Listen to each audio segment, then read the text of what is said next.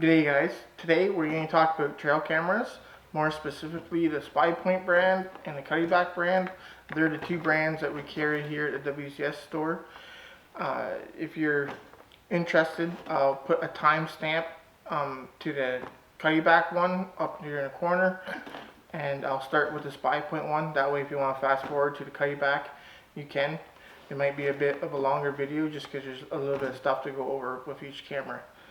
So with that, we'll get to it. So basically these are the models we sell for Spypoint. There's two models here that are non-cellular models, and then we have four models over here that are cellular models. I'm going to start with these ones, and then we'll move to these ones. So basically out of these four models, we have the Link S, the Link Dark, the Link Micro Solar, and then just the Link Micro. This one's going to retail from somewhere between $550 and $600, and this one's going to be $199. And these are in between. This one's $299, and I can't remember exactly what this one is, but it's more but less than this one. There is quite a few differences between the Link Micro and the Link Solar. Some are better, depends on what you're looking for in a camera. So the Link Micro is going to have 42 LEDs to illuminate at night. It's going to have a 100-foot flash range, 100-foot detection range. It's going to have a 0.07 second trigger speed. It has a 2-inch viewing screen to set your settings, to view your photos and so forth.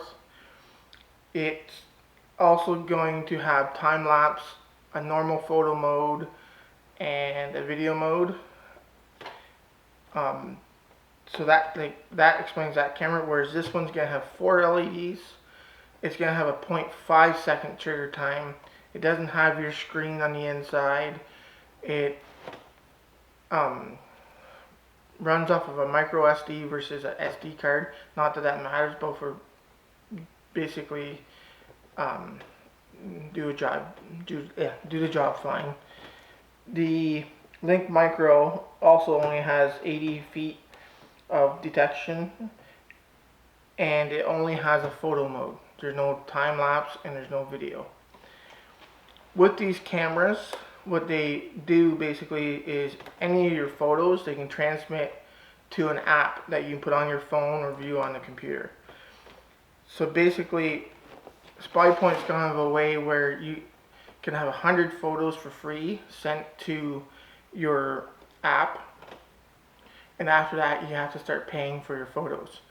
Now if you don't want to pay for them, you don't have to worry. You just don't activate a plan, and once you hit your 100 photos, they stop sending them to you until your next month. They just actually updated the app, so it's easy to tell where you are with your photos, how many you have left, and so forth. At that point, your plans range anywhere from $5 to $15, basically, depending on what you want. So if you go on a year contract for unlimited photos, I believe it's $10 a month per camera. If you go with a month-to-month unlimited photos, you're looking at $15, I believe. These are all up on our site. Just in case I'm wrong, it's not guaranteed that's what the price is, but that's what I believe it is. The other plans, there's a 250 photo plan, a 500 photo, and I believe a 750 photo plan. And they kind of go from $15 and less if you go month to month, or $10 and less if you go for a year contract. I usually plan mine around my hunting season, so I usually get away with doing unlimited photos for 2 months, and that's it, because I plan my 100 photos to kind of run into the hunting season, and then I do 2 months of unlimited photos, and then that 4th month I do the 100 photos again, hoping that'll last me until the end of my season. I just set my camera up different for those 100 photos, because you can go all the way up to 6 photos per detection with this camera, or 2 photos with this one. So your photo count can get up pretty quick, so you have to kind of pay attention to your settings. So with these 2 cameras over here, the non-cellular ones, I'll go over them real quick. I don't own either one of these, so I can't really attest to how good or bad these ones are. if they're anything like these ones, you're gonna get your money's worth, because Spypoint is a decent camera.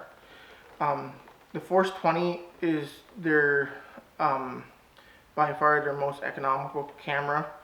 I think it's $120 or $130. It has a configuration screen, not a 2-inch full color one, but it has a configuration screen. It has a time-lapse mode, a video mode, and a photo mode.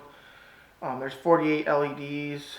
It has a flash range of 80 feet, and the trigger speed is a little bit slower at 0.7 seconds.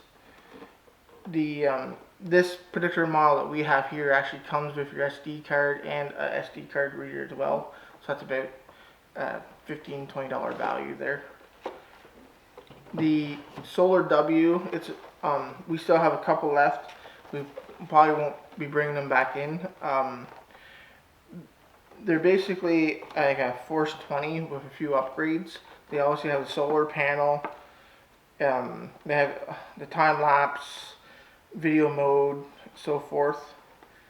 Has a detection range of only 75 feet though. Like I said, this camera is actually older than this camera, so you have to remember that. It has 42 LEDs for illuminating your subject at night, and it has a multi-shot mode of 4 photos. There's other stuff on here too. I need to leave links in the description because I don't want to go over every stat in them, or else the video is going to be too long. With these, obviously there's no cellular plan or anything like that. Also, I should mention, you don't need the plan with these. You can turn off the cellular function in these two.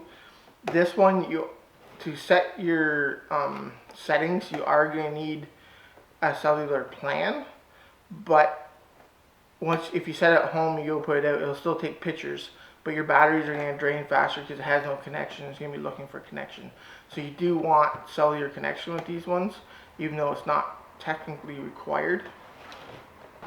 So the other camera I wanted to go over was the Cuddyback cameras. These are all, well, these two are G series. I believe this is called a K series because it's a cellular trail camera. These are not cellular trail cameras. Cuddyback, I'm relatively new to them, so you have to bear with me a bit when it comes to the features and settings to them. There's some unique things about Cuddyback that I'd like to go over and show why they can be advantageous in certain circumstances. So these ones here are the G series. They do make a J series, but we don't carry them.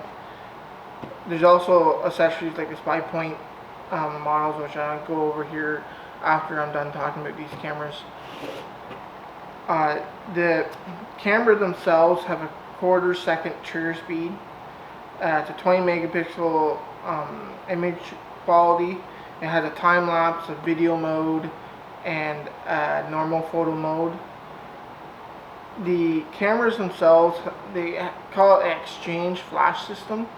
So unlike other cameras, you can take this flash system out and install a new one. They're sold separately from one that you purchase with your camera. So from that standpoint, you have a dual flash which combines an infrared and a black flash. The infrared has a 100-foot range, whereas the black flash only has 50 feet range, part of it.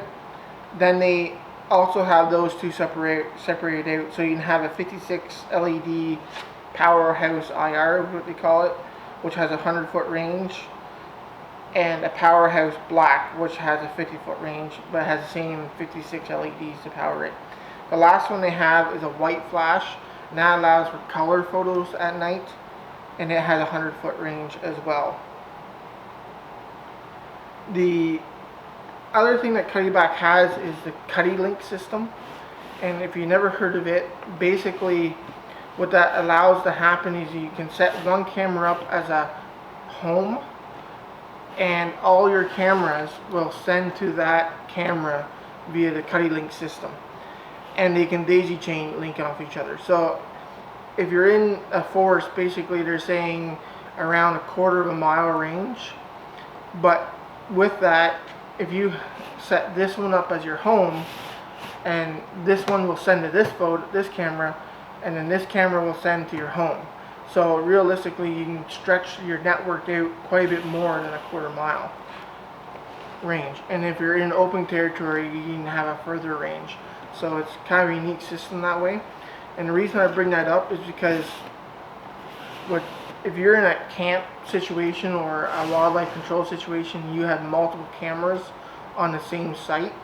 You only then need one trail camera cellular package if you want to go that route. Because what you can do is set your cell camera up to be your home camera and have all your non-cellular cameras send to that camera, which will then upload your photos. So basically you can save yourself money if you have quite a few cameras. And the Cuddyback network, I believe it used to support 16 cameras, and now it's up over 20 something cameras. So you can have 20 cameras send to the same camera.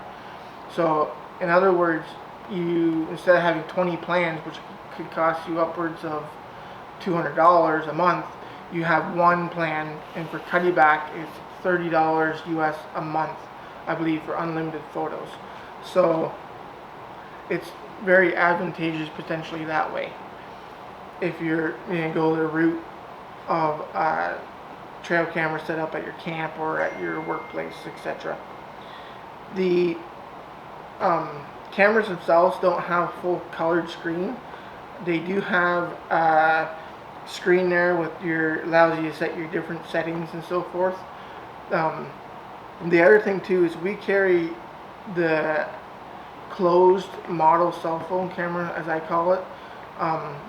So basically, for this camera to work, their cellular camera, because it's closed, you have to have a plan. It will not take photos if you don't have a plan. They do sell an open one for it, but it costs quite a bit more money. And if you're buying a cellular trail camera, you're most likely buying it because you're going to activate a plan. So that's why we bring in this one versus the open one, just because of that reason. It makes it quite a bit less expensive, and like I said, it would make sense to buy a cell camera and then not use a cell function. So if you are going to go this route, make sure you have cellular service where you plan to put it. They also sell a home unit. They call it a home unit. So instead of going a cell phone network, what you could do is set your home unit up in your camp or in your house or an easy location to access. It's not a camera. It's all it is a spot where those cameras will send you their photos. So you go to it and you can check all your cameras at once. So it's kind of a neat feature set that way. For a trail camera. As far as anything else goes, like I said, I don't know a lot. I do know that some of the people I've talked to said it is there is a bit of a process of getting used to how to set up the Cuddyback system and set up the camera themselves. But that may be just because they're used to a different system and you're migrating over to it. So it's like anything else. You buy something new, you'll just get used to how setting them up, and in no time you'll be basically doing it second nature.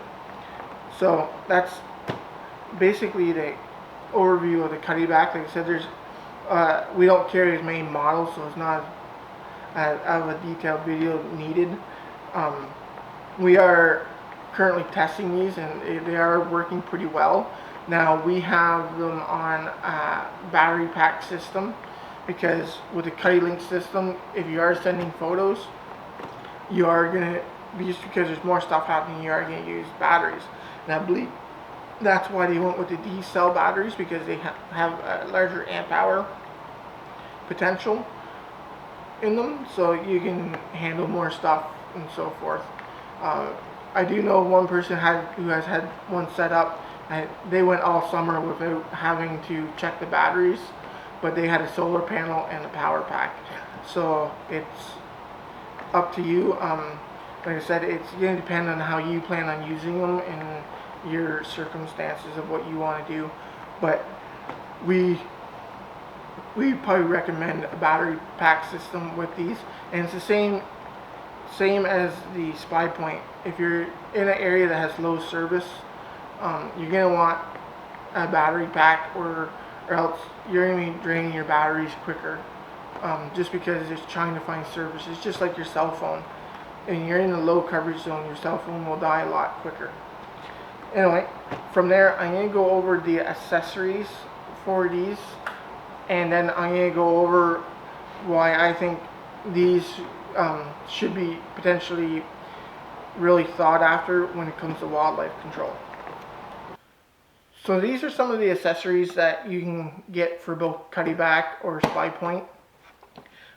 There's both power, there's antennas you can get, there's security boxes, and there's mounting systems. The first one I want to go over is one by Spypoint, because I think it's going to interest a lot of people. This is, you've probably seen it on Cabela's website and stuff like that. It's the Cell Link. Basically, this allows you to turn older trail cameras into cell-enabled trail cameras by inserting a SD card that has a cord on it that will send to the actual unit that has a separate card, and then it will send to the app. It's kind of a neat idea, because it allows you to repurpose some of your older trail cameras and turn them into a cell-enabled camera at less of a cost. The next probably one of the most important ones that we consider for accessories are security boxes. So this is Cuddyback's, this is Spypoint. Just remember there is different security boxes depending on your camera. So some of the cameras take one version, some of the cameras take another, so forth. Make sure you get the right one. They're made out of metal. They are lockable. They can fasten to a tree, or they can, for instance, in Cuddyback, they've also gone with a Genius mount system. You can also secure them with a cable lock around a tree if that's what you're doing. So they're they're especially important if you have bears going around where you're using them, or if you're worried about theft. So in the wildlife control industry, for instance, if you are in the city monitoring a house entrance hole or something like that, you might want to consider these. The next thing I want to go over was power options. So Spypoint and both Cuddyback have power options. They've not necessarily gone in different directions because they do the same thing, but they're a bit different setup. For Spypoint, you can buy packs that fit right inside the camera that will hold, have a bigger amp hour, so more energy than the actual batteries that you can fit into the same slot. There are different battery packs depending on your camera. So this one will do a lot of them, but then the Link Micro and Link Micro Solar have a different one. We don't have it yet, but we have it on order. It just hasn't arrived yet. You can also go this route for Spypoint, which is a 7 amp hour battery, I believe. Yeah, 7 amp hour battery.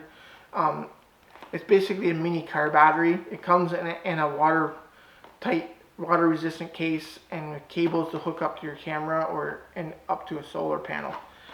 That's everything. Both Spypoint and Cuddyback have solar panels that you can utilize with their cameras as well to help recharge those batteries.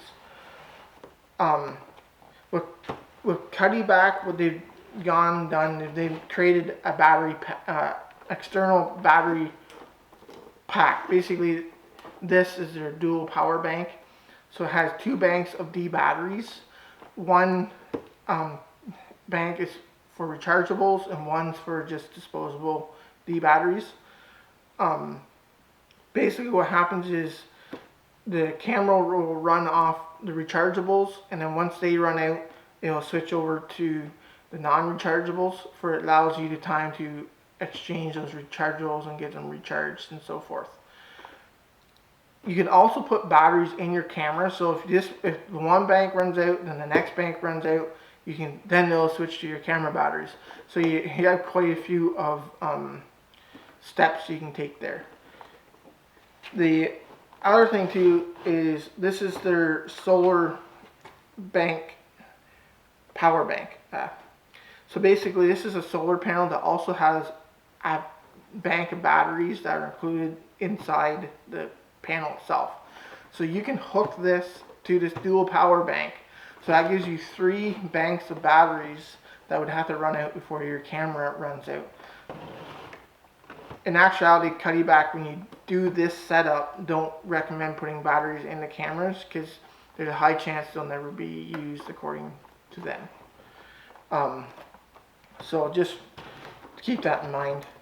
They do sell just a regular solar panel as well that you can hook to this to recharge the rechargeable batteries in here. So it's up to you. It's not that much of a cost difference between this one and the solar panel, so I would recommend this one probably. So it's kind of a neat system. I do kind of like it because it kind of gives you stepping stones versus just having one battery, which is the case here. The other thing too with Cuddyback is they have what they call the Genius mount system. So this one's a pan, tilt, and secure system. So it lets you tilt your camera left and right or up and down. And then you can also lock it to this. So this will secure to a tree, which you then secure your camera to. It just slides onto the mount. It's kind of neat. It's different. The other one they have is a post mount, and it has 2 Genius mounts on it. So you can mount your battery pack because it has a Genius mount on it on one side, and you can mount your camera on the other side for their close connection. I do know one person who then did take this unit and put a bolt through one of the holes because it has adjustment holes on the stick, and he bolted it through there and then tie strapped the bottom because it didn't line up perfectly to mount their solar panel. So the stick is actually quite versatile too, especially if you're in kind of a barren country where you don't have trees to hook it to, and you're not. The only thing is you wouldn't really want to be worried about theft because you could just pull the stick up out of the ground and take the whole unit themselves, unless you secure it somehow. So basically that's the main accessories I wanted to go over. We do carry Spypoint SD and micro SD cards as well. You'll see them up there online. They're a class 10 card. They're a decent card. We've never really had too many problems with them breaking down over time. So that's another accessory. We also do carry some accessory cables. So if you do want to hook up to like a 12-volt car battery, that is possible with Spypoint because they do have a cable for that. It has alligator clips on it to get a even a larger battery if you have one kicking around and so forth. The last thing I wanted to go over with trail cameras was the use of wildlife control. So basically, if you have a spot where you're wondering if animals coming in and out or you can't figure out, these are a great option to put up to see what's happening on the site. Because a lot of times you're only there for an hour or two, so you don't get a good grasp of what's happening over the length of the day. The other thing too is you can put them up in front of your traps if it's extremely hot out and you want to know what traps have been set off. You could set them up in front of your traps. It's not a legal trap check where I am now, but at the same time you're still putting that animal in less distress. Your customer's gonna be happy because you think you're paying more attention to the possibility of something happening to the animal and so forth. So yeah, I think from that side, so it's a good monitoring solution as well as just customer appreciation and more professionalism, so forth. You don't need to. It's just an option that's out there for people who are in this business trying to get a leg up and trying to impress the customer, so forth.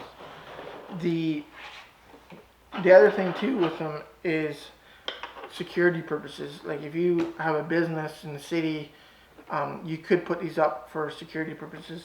you can plug them into a lot of them into a wall, so and put on instant send. So if somebody breaks in, at least you have a picture of them potentially, because it's going to go to the app and they can't access your app, so they can't sit there and take a camera. They can't take the photo from you after they notice the camera's there. They can take the camera, but you at least have the photo.